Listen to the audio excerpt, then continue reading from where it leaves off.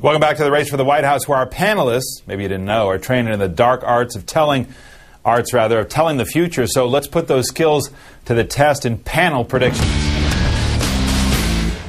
Gene, you're up first. What does your crystal ball tell you tonight? Barack Obama is giving a big speech on race tomorrow. I predict that that speech will not end the race debate. I think success from Obama's point of view would be to change the terms of the debate and put it on perhaps a higher plane than he said, she said. What does Obama do, not just to get beyond the Reverend Wright issue, but try to take Clinton on when it comes to the issue of race in this campaign?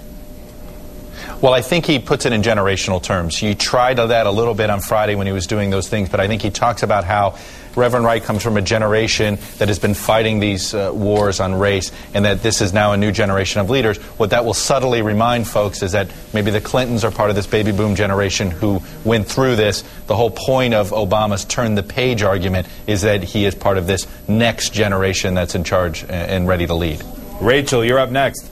Well, John McCain spent the day in Baghdad with not only Dick Cheney, but the Cheney family, because Dick Cheney brought his wife and his daughter with him there. I think if there was ever a day when the Democratic candidates were going to sharpen their critique, sharpen their criticism against McCain on the war, it's got to be in response to seeing those pictures of him today in the bulletproof vest in Baghdad. I think we will particularly see it from Hillary Clinton tomorrow after her speech this morning, and because Obama will be focused on that race speech tomorrow. So I'm looking to hear something anti-McCain, anti-war from Hillary Clinton. Is it specifically tied to the fact that he goes there the same day that Dick Cheney is there? In other words, this is the continuation of the Bush war policy? I think it would be dumb to ignore that symbolism. I mean, I think that's a political gift, and I think that it's probably no accident that it worked out that way. I don't think the scheduling happens that way by accident. I think that John McCain is really running as a Bush-Cheney inheritor on the war, and he's proud of it. It's up to the Democrats to make that something that he ought not feel proud of.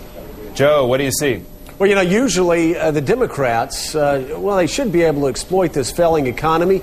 Usually in times like these, they'd be able to do it, but they can't, because in the end, Senator Hillary Clinton and Senator Barack Obama will seem just as outmatched by the economic woes that we're facing as Senator John McCain. For the Democratic Party, they need to be scratching their head and asking, where's a good governor when you really need one?